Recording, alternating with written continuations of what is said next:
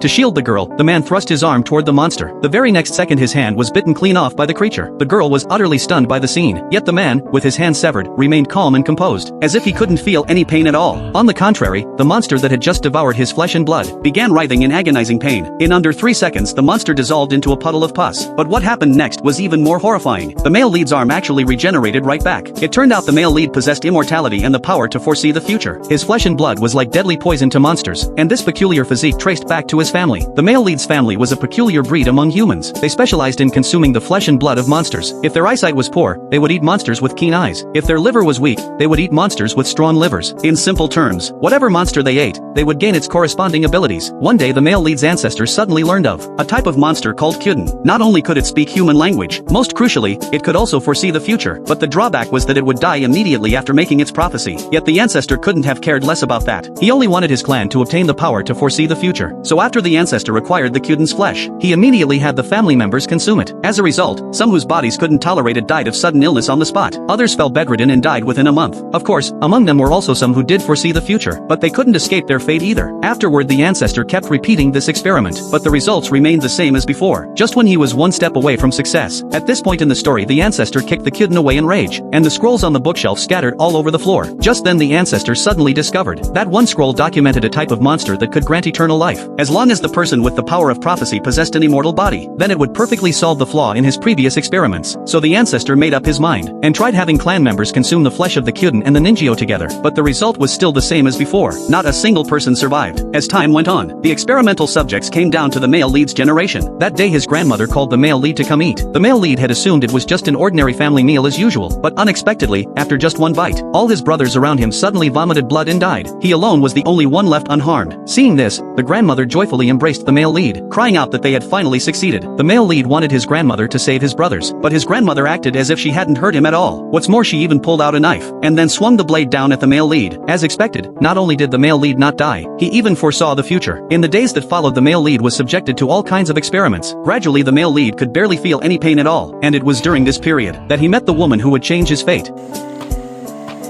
裏の川にホタルがたくさん出ているわ。一緒に見に行かない？The girl was named Sakurakawa Rika, the male lead's older cousin. Like the male lead, she too was a victim of the family's experiments. Rika knew all too well how painful it was to grow up in such a family, so she hoped the male lead could live happily like an ordinary person. And so Rika would come to keep him company every day, lighting up the male lead's dark childhood like a ray of sunshine. Over time the male lead developed feelings of love for his cousin.